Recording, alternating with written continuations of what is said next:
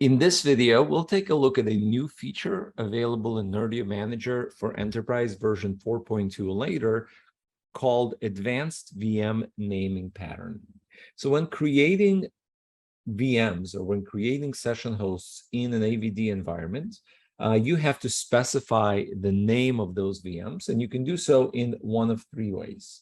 If you're adding a single VM, so let's say you're adding one VM, one session host to a host pool, you can specify an exact name. So, this could be, VM01-A or whatever the name happens to be. And this is going to be the exact name that's going to be used when adding a single VM.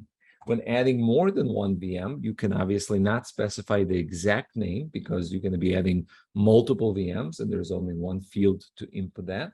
So you have two options. Previously, there was only the option to use what's called a prefix, in which case what you specify here would be a prefix for the newly created VMs, and Nerdio Manager will dynamically generate a 4 random alphanumeric character suffix that would be appended to the name with a dash and 4 characters. So if you click on the little I here, it will show you that it's going to append something that looks like this, and sorry about that, and the resulting name is going to be something like that.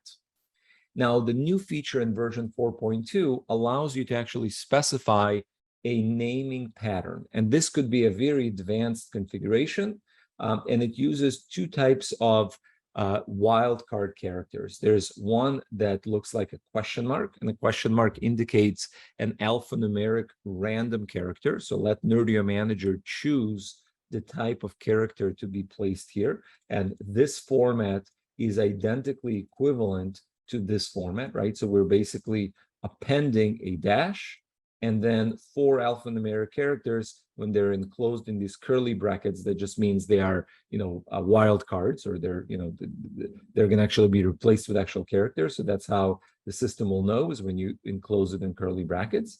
But in addition to an alphanumeric random character, you can also use sequential numbers. For example, if you were to specify something like this, then this would mean that these numbers would start at 000 and go up to 999. Obviously, if you do 4, they would start at 0000 and go to 9999, etc.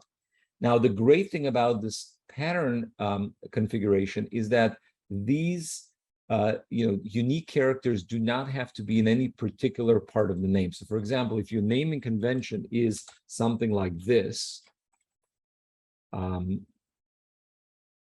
so this would be basically VM00 LOC and VM01, VM02. So you can basically place these pattern characters anywhere in the name. As a matter of fact, you can actually mix and match. So you can have something like this. You can have a sequential component to the name, and then an alphanumeric random component to the name as well. So this will give you a lot more flexibility to meet specific naming parameters that your organization may have when creating VMs in your Azure environment. Hope you found this useful, and I look forward to seeing you in future videos.